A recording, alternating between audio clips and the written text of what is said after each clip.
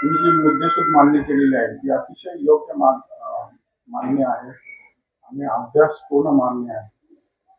मला असं म्हणायचं आहे की सध्या सोशल मीडियावर खूप मोठ्या प्रमाणावर एकमेकांवर टीका होते, अतिशय खालच्या पातळीची टीका होते. आता RSS बद्दल तुम्ही बोलताय की RSS ह्या सगळं भांडण लावून दिलेलं आहे आणि RSS ची लोक, उच्चवर्णीय लोक जे आहेत ते बंगल्यात राहतात, मोठमोठ्या अपार्टमेंट मध्ये राहतात. हे काय आपल्यासारखे तळागाळात राहत नाही. परंतु महार आणि मातंग, बौद्ध आणि मातंग हे एका वस्तीत राहतात, एका गावात राहतात. काही झालं तरी एकमेकांना ते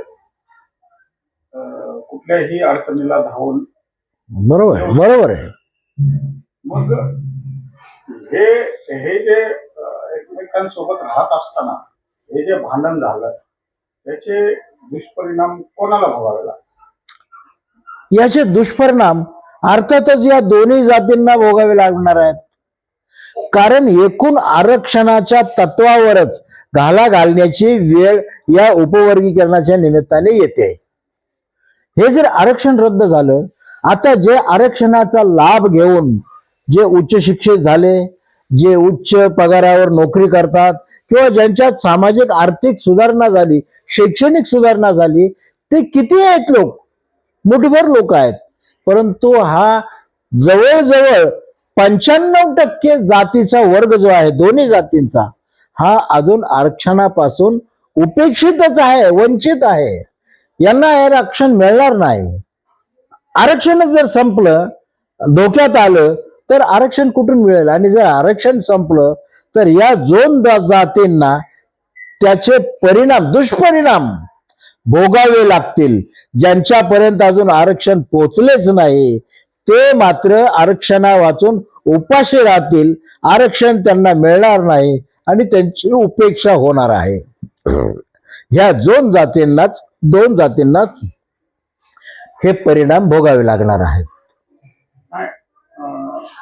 आरक्षण उपवर्गीकरण होईल नाही होईल तो मुद्दा वेगळा आहे. तो होईल तेव्हा होईल किंवा नाही होणार तो मुद्दा वेगळा आहे. पण महार महान एकाच ठिकाणी राहतात आणि ते जर का एकमेकांच्या विरोधात, एकमेकांसोबत विरोधात बनले तर त्यांचं त्या वस्तीमध्ये राहणं किती मुश्किल होईल किंवा किती त्रासदायक होईल याचे परिणाम हे या दोन्ही जातींना भोगावे लागतील.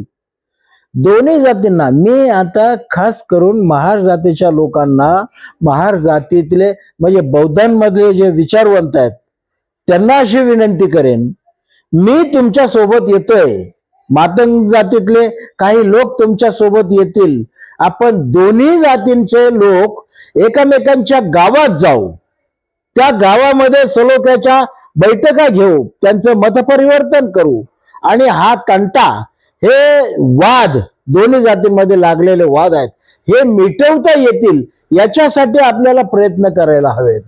म्हणून माझी दोन्ही जातीच्या लोकांना विनंती राहील की लवकरात लवकर ठरवा. तिकडचे 5-10 लोक, इकडचे 5-10 लोक, म्हणजे मातंग मधून 5-10 आणि बौद्धांमधून 5-10 लोक विचारवंत, व्यवस्थित मुद्दे मांडू शकणारे, मातंगांचे सुद्धा बरेच लोक व्यवस्थित मुद्दे मांडू शकतायत, माझ्यासारखे मुद्दे मांडू शकतायत.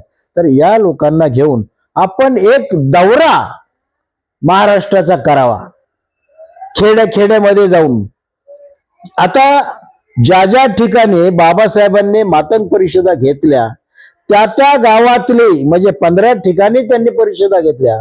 या 15 ठिकाणची परिस्थिती आज जर पाहिली तर तिथे दोन्ही समाज आजही गुण्या गोविंदाने नांदतायत, गुण्या गोविंदाने राहतायत, त्यांच्यात कसलाही भांडण तंटा नाही.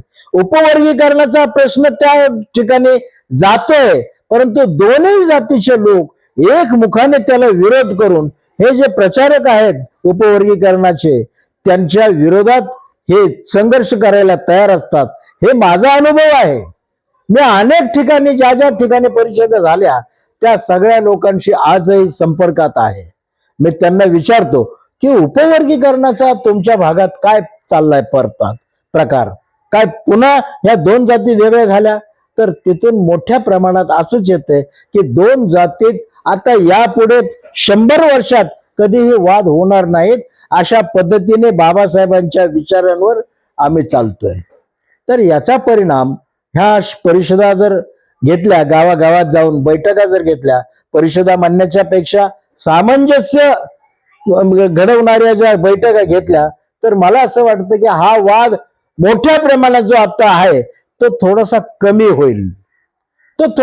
होईल. आणि तो जर कमी झाला तर त्याचा परिणाम इतर ठिकाणी, इतर गावांमधल्या मांग महार लोकांमध्ये जाईल आणि मग हा तंटा कायमचा मिटवण्याच्या साठी प्रयत्न करता येईल असं मला वाटतं. तुम्ही उपवर्गीकरण चे जे समर्थक आहेत, जे काही नेते आहेत किंवा पुढारी आहेत, त्यांना तुम्ही काय आव्हान? नाही, त्यांना माझं हेच आव्हान आहे. अर्थात हे जे लोक सगळे आहेत ना समर्थनातले, मी त्यांना बिनडोक आहेत असं म्हणतो. कारण ते डोक्याने विचार करतच नाही. आणि त्यांना जर समजून सांगण्याचा प्रयत्न केला तर त्यांच्याकडे वैचारिक उत्तरे नसतात. नाहीतच वैचारिक उत्तर, आमच्या प्रश्नाला उत्तर देणारे त्यांची ताकद नाही. ते सरळ शिवीगाळीवर जातात, मारामारीची भाषा करतात. सोशल मीडियावर बऱ्याच वेळेला मला धमक्या येतात, धमक्या आलेल्या आहेत. आणि तू बाहेर कसा पडतो तुझ्या घरातून हेच आम्ही बघतो, अशा धमक्या आलेल्या आहेत. मी पोलीस तक्रार करत नाही, कोणाविरोधात करू? मी ज्या वसाहतीत राहतो ही राजेवाडी, ही पूर्वीची भोकरवाडी. या वसाहतीमध्ये, राजेवाडीमध्ये आता सध्या मांग, महार, रामोशी आणि मुस्लिम जातीचे लोक, काही इतर जातीचे पण, मराठा, माळी, इतर जातीचे लोक राहतात. पण हे मांग आणि महार हे एका जातीत, एका वसाहतीत गुण्या गोविंदाने राहतात. आज 100 वर्षापेक्षा जास्त काळ झाला.